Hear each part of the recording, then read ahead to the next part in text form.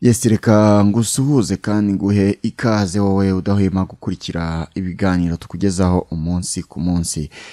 Aka kanya rero ntago nzanye inkuru nziza na gatoya, ntago nzanye inkuru nziza, ahubwo nzanye inkuru mbi, inkuru y'incamugongo, inkuru y'urupfu rutunguranye rwa Alain Mukurarinda.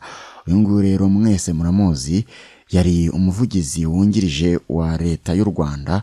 Akazi yakoraga neza cyane bishoboka, akazi yitangiraga ku kigero cya nyuma kibaho, ariko kuri inshuro rero ntago akiri mu guhumeka umwuka w'abazima, yamaze kwitaba Imana. Ni inkuru mbonye umutima urandya, numva birandenze, kuko ni umugabo tutari twarigeze twumva ngo yarwaye cyangwa yahagaritse akazi kubera ikibazo icyo ari cyo cyose. Iteka ryose twamubonaga ari mu kazi, ku buryo nta n'uwari gukeka ko arwaye cyangwa se afite ibibazo ibyo ari byo byose by'ubuzima, kugeza ubwo mu kanya gatoya rero yitabaga Imana, nibwo amakuru asohotse avuga ko yitabye Imana. Ibinyamakuru bitandukanye biri kwandika ko Alain Mukurarinda wari umuvugizi wungirije wa guverinoma y'u Rwanda yitabye Imana. Amakuru y'urupfu rwe rero yamenyekanye ku mugoroba wo kuri uyu wa kane ku itariki 3 z'ukwa kane 2025, ariko nyine bivugwa ko yitabye Imana ku wa gatatu, azize indwara ya stroke iterwa no guturika kw'imitsi y'ubwonko. Akaba rero ari cyo kintu yazize. Keti Radio niko yanditse, yavuze ko yazize indwara ya stroke. Nkibutse ko mu Kuboza kwa 2021 nibwo Alain Mukurarinda, inama y'abaminisitiri yemeje ko uyu mugabo ahabwa umwanya w'ubuvugizi, agirwa umuvugizi wungirije wa guverinoma y'u Rwanda. Uyu mugabo wari usanzwe ari n'umuhanzi ndetse agafasha n'abandi. Yakoze imirimo itandukanye muri leta, aho muri 2002 yabaye umushinjacyaha, umwanya yavuyeho muri 2015 ubwo yasezeraga by'igihe kitazwi mu Kuboza mu bakozi ba leta. Reka rero nkubwire ko uyu mugabo yari inshuti y'urubyiruko cyane. Yari umugabo ukunda kuganira, uzi kuganira n'itangazamakuru, uzi gusobanura ibintu mu buryo bwa nyabwo.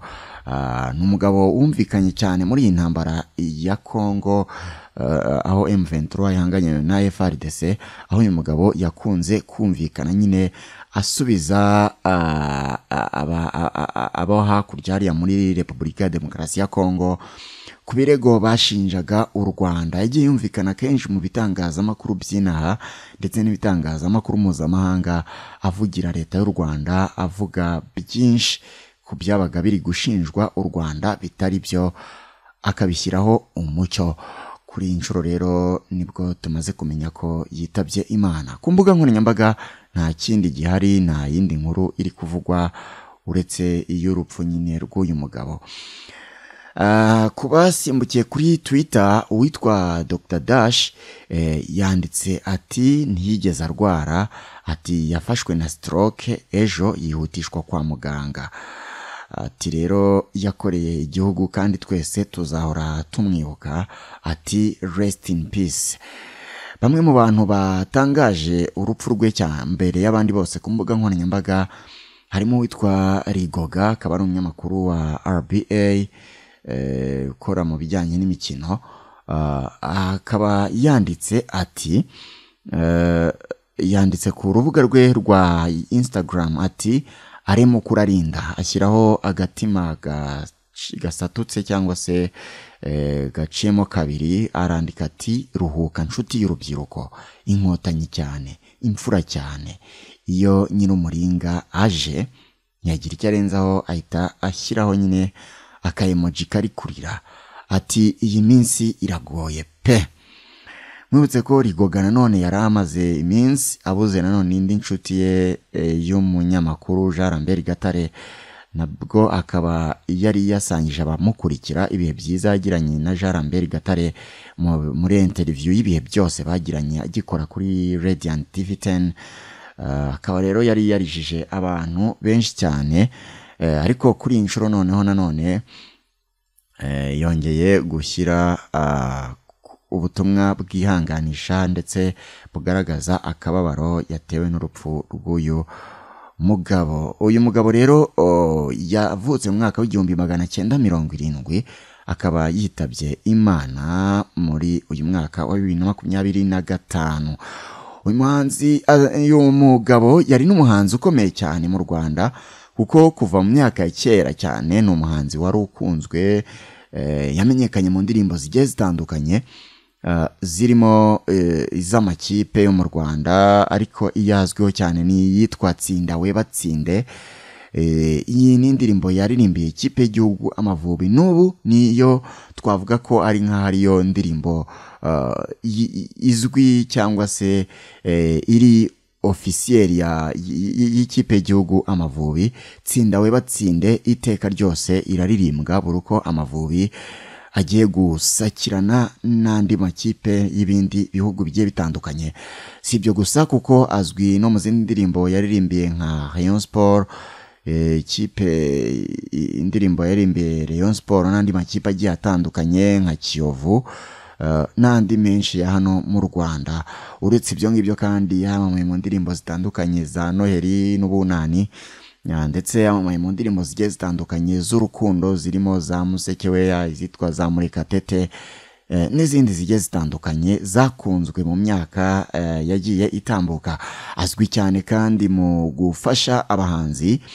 Yari afite management yitwa Boss Papa, akaba yari inzu nyine ikurikirana cyangwa se ifasha abahanzi mu buryo bwa management. Uyu muhanzi rero akaba yari n'umupapa wubatse, yamanaginze abahanzi batandukanye abageza ku rwego rushimishije, barimo witwa Clarisse Karasira, yamukuye ku rwego rumwe amugeza ku rundi, amugira umuhanzi ukomeye cyane. Zibukirwa kandi ku kuba yarazanye uwitwa Igisupusupu, nta muntu n'umwe umuzi, umusaza wicurangira inanga, aramufata amushyira rwose hano ku mihanda, turamumenya, aramamara mu ndirimbo zigiye zitandukanye nk'Igisupusupu n'izindi zitandukanye zamugize umuhanzi ukomeye. Ni byinshi rero azibukirwaho,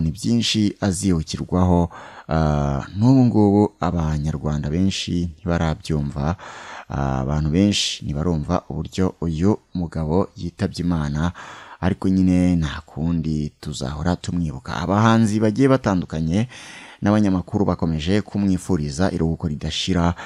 Uwitwa Arisudi we yanditse ati, ntacyo twakora ku gushaka kwawe, uhamagara ushaka igihe ushakiye. Ati, igendere brother, aremo kurarinda, ntacyo utaduhaye wari ushoboye, waratubaniye kandi waduhaye inspiration mu byo dukora bya buri munsi. Waradutaramiye, waratuvugiye, waratwigishije, waratuburaniye, n'ibindi byinshi arenzaho utu emoji turira. Ati, sinavuga ko ugiye kare kuko Imana niyo yonyine igena umunsi, ariko nahamya ko u Rwanda rubuze umugabo w'intwari kandi w'umuhanga. Urubyiruko n'uruganda rw'imyidagaduro nyarwanda rubuze nyamugenda mu b'imbere kizigenza, umwe muri bake cyane babaye aba pioneer ba showbiz nyarwanda. Ati, turahombye ku mutima, turababaye cyane, umutima mwiza no kwicisha bugufi. Ati, ya ni benshi. Witwa Gentil Gedeon nawe ati, sad news, arimo kurarinda wari umuvugizi wa guverinoma y'u Rwanda yapfuye. Ati, nta gihe kinini arwaye, kuko amakuru avuga ko yabazize guturika k'udutsi tw'ubwonko duterwa na stroke, indwara imufashe umunsi ubanziriza uwatabarukiyeho. Ati, rest in peace munywanyi w'urubyiruko n'abahanzi. Ni ibintu bibabaje cyane, niyo nkuru kuri ubu ngubu ihari, niyo nkuru y'akababaro ikomeje gushengura benshi mu bakoresha imbuga nkoranyambaga, ndetse na benshi mu bitangazamakuru, na byinshi mu bitangazamakuru by'inaha. Ni benshi bakomeje kumwandikaho, bababazwa cyane n'ibyo n'iby'uru rupfu rwiwe. Reka rero natwe tumwifurize kugira iruhuko ridashira, ariko kandi murarikire icyegeranyo cyihariye ku buzima bwe n'amateka ye n'ibigwi bye n'ibyo yagezeho muri rusange kuva avutse kugeza ubwo yitabaga Imana ku munsi w'ejo. Mararikire kuzagikurikira hano kuri Oscar Dushime, hano kuri YouTube kabisa yacu, tuzabagezaho amateka ye yihariye. Wakoze cyane kubana natwe.